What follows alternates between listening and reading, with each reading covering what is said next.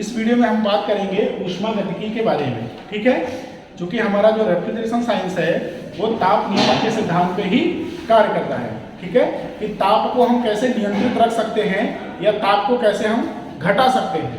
ठीक है, रेफ्रिजरेशन का मतलब है कि किसी निश्चित क्षेत्र का तापमान घटाना। ठीक है, तो तापमान को घटाने के लिए, तापमान को कम करने के लिए हमें ऊष्मा को निकालना पड़ेगा।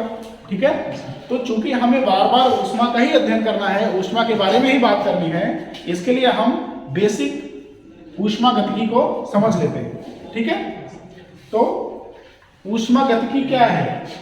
ठीक है, जैसे कहा गया ऊष्मागतिकी। ठीक है, तो ऊष्मा गति कैसे करती है या ऊष्मा बदलती कैसे है? ठीक है, ऊष्मा कैसे संचलित होती है, कैसे एक से दूसरे में जाती है। ठीक है, ऊष्मा का ट्रांसफर एक वस्तु से दूसरे वस्तु में कैसे होता है, या ऊष्मा का रूपांतरण कैसे होता है। ऊष्मा एक ऊर्जा है और यह कहा गया कि ऊर्जा को ना तो आप नष्ट कर सकते हो और ना ही उत्पन्न कर सकते हो। तो क्या होगा, ऊष्मा का एक रूप से दूसरे रूप में रूपांतरण होगा। ठीक है, तो उसी को हमें पढ़ना है कि हमें ऊष्मा ऊर्जा को यांत्रिक ऊर्जा के रूप में, विद्युत ऊर्जा के रूप में या अन्य ऊर्जा के रूप में कैसे हम परिवर्तित करते हैं, उनके क्या जो बेसिक सिद्धांत हैं वो क्या है। ठीक है, वही चीज हमें इसमें पढ़ना होता है। ठीक है, तो ऊष्मागतिकी क्या है? ऊष्मा के बारे में जानकारी प्राप्त करना, ऊष्मा के रूपांतरण के बारे में जानकारी प्राप्त करना क्या कहलाता है? ऊष्मागतिकी। ठीक है, अब इसमें ऊष्मागतिकी के कुछ नियम हैं। ठीक है, हम पढ़ेंगे ऊष्मागतिकी के नियम।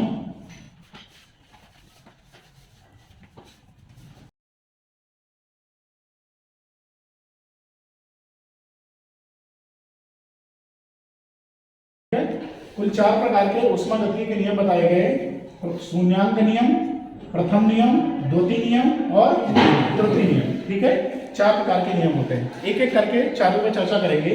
तो सबसे पहले हम पढ़ते हैं ऊष्मागतिकी का शून्यांक नियम। ठीक है, ऊष्मागतिकी का शून्यांक नियम।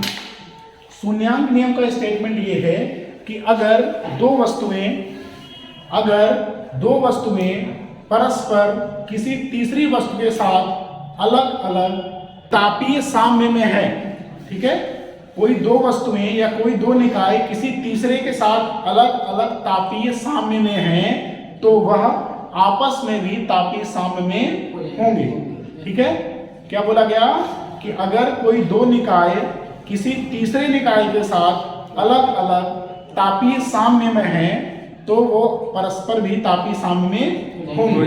ठीक है, इसका मतलब ये हुआ, हम ये मानते हैं, मान लो कि दो निकाय हमारे पास हैं, एक हो गया ए, दूसरा हो गया बी। निकाय माने कोई वस्तु, है ना? निकाय माने कोई वस्तु। तो हमारे पास एक वस्तु है ए, दूसरी वस्तु है बी। तो ये कहा गया कि अगर ए का टेम्परेचर सी के बराबर हो, ए का टेम्परेचर सी के बराबर हो और बी का टेम्परेचर भी सी के बराबर हो, एकदम सिंपल चीज है। ठीक है, एकदम सिंपल चीज बोली गई है कि ए का टेम्परेचर भी सी के बराबर हो। फिर से परिभाषा पे जाते हैं कि अगर कोई दो वस्तुएं किसी तीसरी वस्तु के साथ अलग अलग तापीय साम्य में हैं, किसमें है? तापीय साम्य में है, तो वह आपस में भी तापीय साम्य में होंगी। भाई ए का टेम्परेचर सी के बराबर, बी का टेम्परेचर सी के बराबर, तो ए और बी का टेम्परेचर तो आपस में बराबर होगा ही। ठीक है, तो अगर देख लिया ना, अगर इसका टेम्परेचर हम मानते हैं TA, बी का टेम्परेचर मानते हैं TB, सी का टेम्परेचर मानते हैं TC। ठीक है, यहाँ पे सी का टेम्परेचर TC होगा। तो हम पहली बात क्या बोल रहे हैं कि दो वस्तुएं तीसरी के साथ अलग अलग तापीय साम्य में हो, मतलब TA बराबर TC, दूसरी स्थिति क्या है? TB बराबर TC। ठीक है, तो फार्मूला नंबर 1 और फार्मूला नंबर 2 में हम देख रहे हैं TC कॉमन है। ठीक है, तो अगर दोनों फार्मूला को एक साथ करेंगे तो क्या हो जाएगा? TA बराबर TC और TC बराबर TB। ठीक है, बस समझ आई, क्योंकि टीसी दोनों में कॉमन है, इसलिए यहाँ टीसी टीए बराबर टीसी है और यहाँ पे टीबी बराबर टीसी है, तो यहाँ से टीसी का मान हम टीबी उठा के यहाँ पे रख देंगे, तो टीए बराबर टीबी। इस तरह से हम कह सकते हैं कि टीए बराबर टीबी बराबर टीसी, ये तीनों आपस में तापीय साम्य होंगे, टेम्परेचर इक्विलिब्रियम बोलते हैं, ये तीनों आपस में टेम्परेचर इक्विलिब्रियम में होंगे। दूसरा है हमारा ऊष्मागतिकी का प्रथम नियम, ठीक है।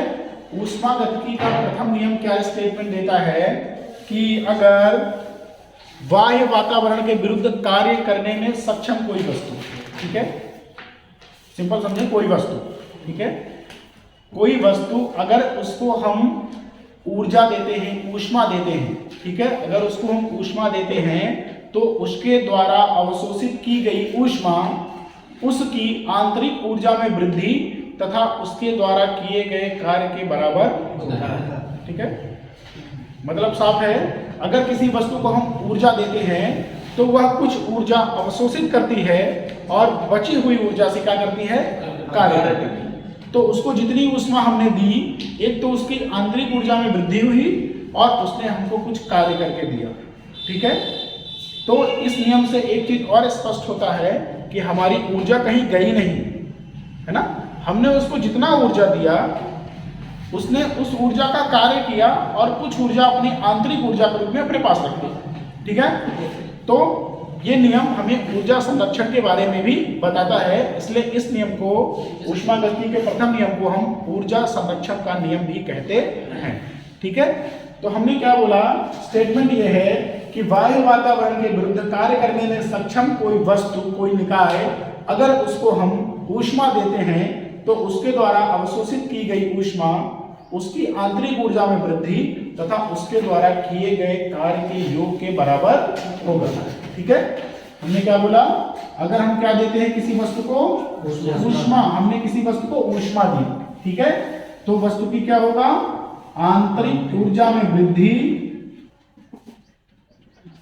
तथा वस्तु द्वारा किया गया कार्य, ठीक है, यही होगा।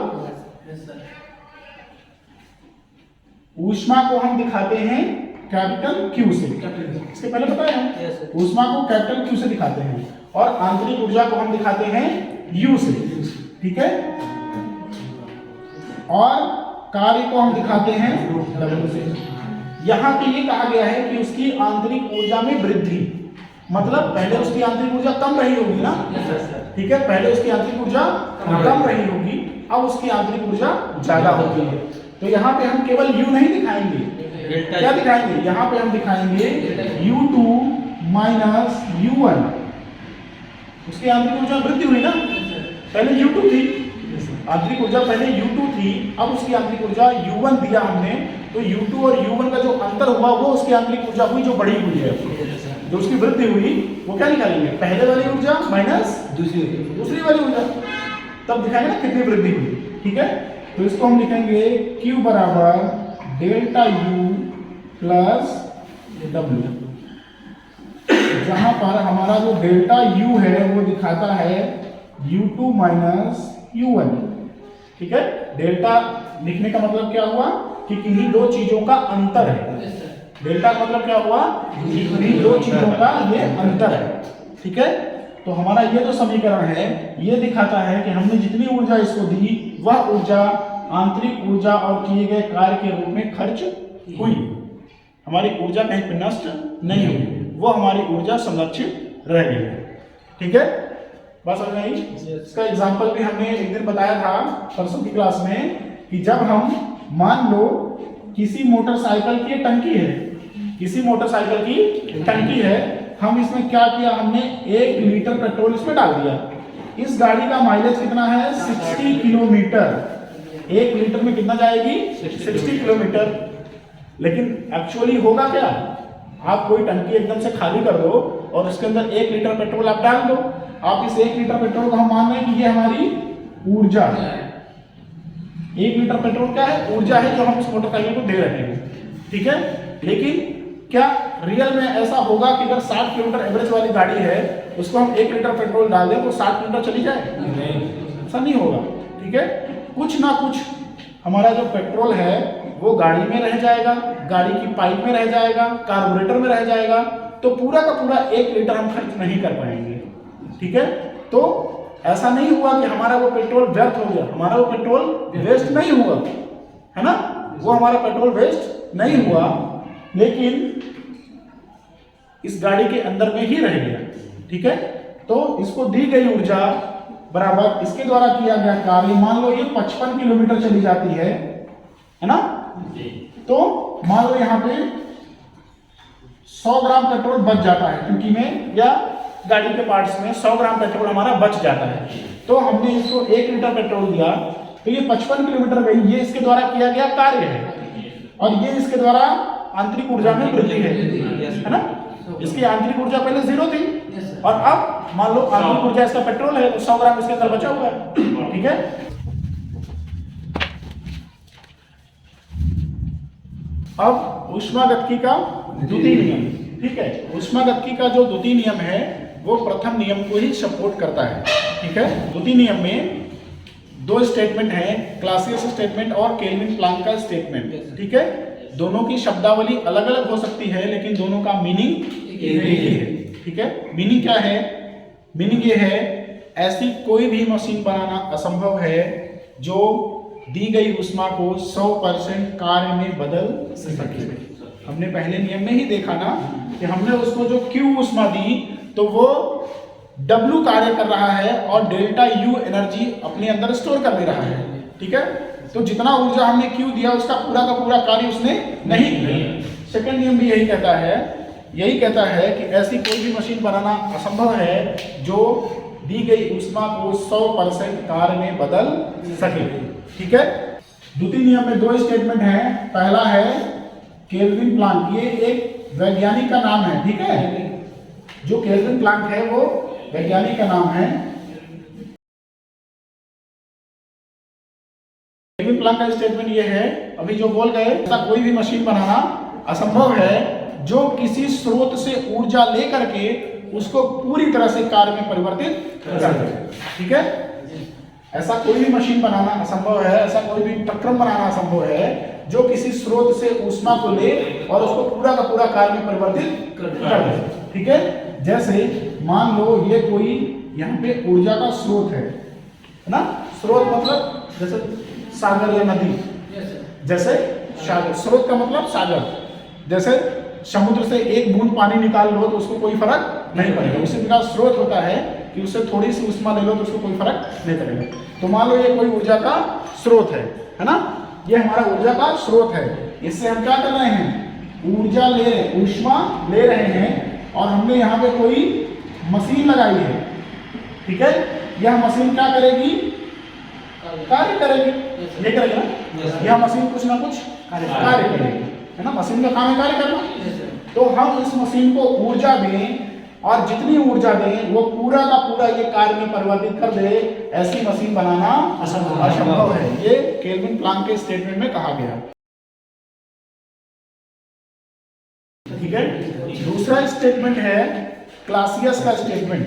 ठीक है, दूसरे वैज्ञानिक हैं क्लासियस, इनका क्या स्टेटमेंट है? ये क्या कहते हैं कि ऐसी कोई भी स्वचालित मशीन बनाना असंभव है जो किसी कम तापमान वाले वस्तु से ऊष्मा को लेके किसी अधिक तापमान वाले वस्तु में ट्रांसफर कर दे।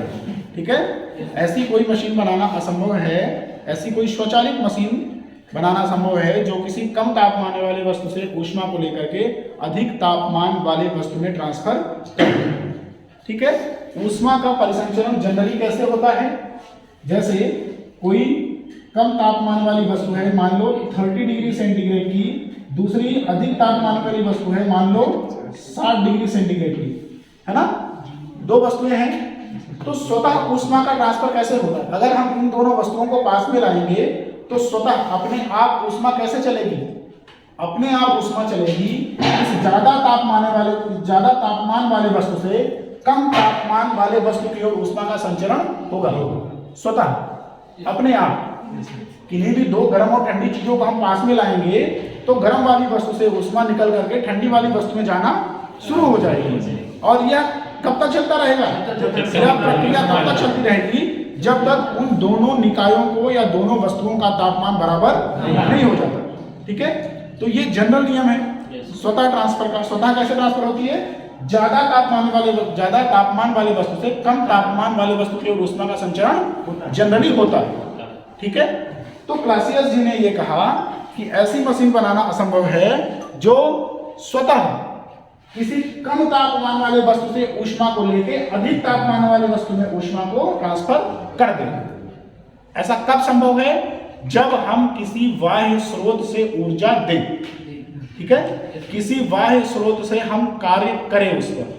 ठीक है, जैसे मान लो यहां पे हाई टेम्परेचर है, यहां पे लो टेम्परेचर है। ठीक है, दो हमारे पास स्रोत हो गए, एक लो टेम्परेचर का स्रोत, एक हाई टेम्परेचर का स्रोत, दो हो गए। ठीक है, या दो मीडियम हो गए, एक मीडियम हमारा है लो टेम्परेचर का, दूसरा मीडियम हमारा है हाई टेम्परेचर का। हमने यहाँ कोई एक मशीन लगा दी और इस मशीन से हम ये चाहते हैं कि इस लो टेम्परेचर वाली मशीन से, लो टेम्परेचर वाली जगह से ये ऊष्मा को ले और इसको हाई टेम्परेचर वाली जगह पे भेज दे, है ना? ऐसा होगा? नहीं। तो खुद ब खुद ऐसा नहीं होगा। ऐसी कोई मशीन नहीं है या ऐसी कोई मशीन बनाना संभव नहीं है जो कम तापमान वाली वस्तु से ऊष्मा को लेकर अधिक तापमान वाली वस्तु में ऊष्मा को भेज दे। ऐसा तब संभव होगा, ऐसा तब संभव होगा जब इस मशीन पे हम बाहर से कोई कार्य करें। इस मशीन को हम बाहर से कार्य दें, बाहर से ऊर्जा दें, तभी ऐसा संभव है। जो काम हमारा रेफ्रिजरेटर करता है। ठीक है, हमारे वातावरण का टेम्परेचर ज्यादा होता है, फ्रिज के अंदर का टेम्परेचर कम होता है, फिर भी वह फ्रिज के अंदर से ऊष्मा को लेकर के और हमारे वातावरण में छोड़ देता है। जैसे हमने पानी की एक बोतल, मान लो हमारी पानी की बोतल, जो पानी हम नॉर्मली अपने नल से भर रहे हैं, उसका टेम्परेचर है, एग्जाम्पल ले लो 30 डिग्री सेंटीग्रेड या 25 डिग्री सेंटीग्रेड। तो उस 25 डिग्री सेंटीग्रेड पानी की बोतल हमने कहाँ रख दी? अपने फ्रिज के अंदर। बाहर का तापमान कितना है? गर्मी का समय है, बाहर का तापमान हम मानते हैं 40 डिग्री। ठीक है, बाहर का तापमान 40 डिग्री सेंटीग्रेड। तो अब वह फ्रिज क्या काम करेगा? उस 25 डिग्री सेंटीग्रेड वाली पानी का तापमान कम करने का प्रयास करेगा। उसके लिए उस 25 डिग्री वाले पानी से ऊष्मा को अवशोषित करके, ऊष्मा को ले करके और 40 डिग्री वाले वातावरण में छोड़ देगा। उस समय वो क्या काम कर रहा है? लो टेम्परेचर वाली जगह से ऊष्मा को लेके हाई टेम्परेचर वाली जगह पे ऊष्मा को छोड़ रहा है। तो इसके लिए हमें रेफ्रिजरेटर को कार्य देना पड़ता है। रेफ्रिजरेटर कार्य हमें नहीं देता, हम रेफ्रिजरेटर को कार्य करके देते हैं। जैसे उसके अंदर हमने लगा रखा है कंप्रेसर, तो कंप्रेसर वह कार्य उससे करवाता है। ठीक है, उसके लिए हम रेफ्रिजरेटर को अलग से बाह्य स्रोत से ऊर्जा देते हैं। हम उसको इलेक्ट्रिसिटी देते हैं, मोटर देते हैं और बाकी सारी मशीनें देते हैं, पूरा मशीन का सेटअप लगाते हैं, तब जाके वो यह काम कर पाता है। इतना सेटअप लगाने के बाद वह रेफ्रिजरेटर लो टेम्परेचर से हाई टेम्परेचर में ऊष्मा को परिसंचरित करता है। ठीक है, तो अगर इसको हम कार्य नहीं देंगे बाहर से तो यह काम नहीं कर पाएगा। तो यही क्लासियस का स्टेटमेंट है कि किसी भी स्वतः चालित मशीन के द्वारा किसी बाह्य ऊर्जा स्रोत अथवा कार्य की सहायता से ऊष्मा को किसी शीतल वस्तु से लेकर तप्त वस्तु को देना असंभव है। फिर से सुन लो, ऐसी कोई स्वचालित मशीन बनाना असंभव है जो बिना बाहरी स्रोत से ऊर्जा या कार्य लिए ऊष्मा को शीतल वस्तु से तप्त वस्तु में ट्रांसफर कर दे। ठीक है ना, समझ में आ रहे हैं? तीसरे नियम की अवधारणा नर्स नामक वैज्ञानिक ने सन 1906 में दिया। ठीक है, नर्स नामक वैज्ञानिक ने सन 1906 में नर्स नामक वैज्ञानिक ने सन 1906 में यह सिद्धांत प्रतिपादित किया कि किसी भी स्वचालित मशीन द्वारा किसी भी निकाय का तापमान परम शून्य नहीं किया जा सकता। ठीक है, परम शून्य नहीं किया। परम शून्य का मतलब है कि एकदम एब्सोल्युटली जीरो। ठीक है, अब जीरो के बाद एकदम माइनस ही आने वाला है, ऐसा मेंटेन नहीं किया जा सकता। ठीक है, ये नर्स नामक वैज्ञानिक ने स्टेटमेंट दिया। ठीक है, ये सिद्धांत प्रतिपादित किया। ठीक है, तो ऊष्मा गतिकी के प्रथम, द्वितीय, तृतीय और सॉरी शून्यांक, प्रथम, द्वितीय, तृतीय नियम हो गए। ठीक है, एक बार फिर से रिवाइज कर दो। ऊष्मागतिकी का शून्यांक नियम, ऊष्मागतिकी का शून्यांक नियम कहता है कि यदि दो निकाय किसी तीसरे निकाय के साथ अलग अलग तापीय साम्य में है या टेम्परेचर इक्विलिब्रियम में है तो परस्पर भी आपस में भी वो दोनों तापीय साम्य में होंगे। ठीक है, दूसरा नियम मतलब ऊष्मागतिकी का प्रथम नियम। ठीक है, ऊष्मागतिकी का प्रथम नियम ये कहता है कि अगर किसी वस्तु को हम ऊष्मा देते हैं, ऊर्जा के रूप में उसको हम ऊष्मा देते हैं, तो वह ऊष्मा उसकी आंतरिक ऊर्जा में वृद्धि और उसके द्वारा किए गए कार्य के बराबर होगा। मतलब ऊर्जा ना तो नष्ट हो सकती है ना उत्पन्न हो सकती है, केवल उसको एक रूप से दूसरे रूप में परिवर्तित किया जा सकता है। अब हम आते हैं ऊष्मागतिकी के द्वितीय नियम। इसमें दो स्टेटमेंट हैं। पहला बोलते हैं केल्विन प्लांक स्टेटमेंट, दूसरा बोलते हैं Clausius statement. Kelvin Planck statement यह कहता है कि किसी ऊर्जा स्रोत से ऊर्जा लेकर के उसको पूरी तरह कार्य में परिवर्तित करना असंभव। दूसरा स्टेटमेंट है क्लासियस स्टेटमेंट, वो कहता है कि ऐसी कोई स्वचालित मशीन नहीं बनी है जो बिना बाहर से ऊर्जा लिए किसी शीतल वस्तु से ऊष्मा को तप्त वस्तु में ट्रांसफर कर सके। ठीक है, ऊष्मागतिकी का तृतीय नियम नर्स नामक वैज्ञानिक ने प्रतिपादित किया। उन्होंने ये कहा कि किसी स्वचालित मशीन द्वारा किसी वस्तु का तापमान परम शून्य करना असंभव है। ठीक है, तो ये ऊष्मागतिकी के 3 नियम है।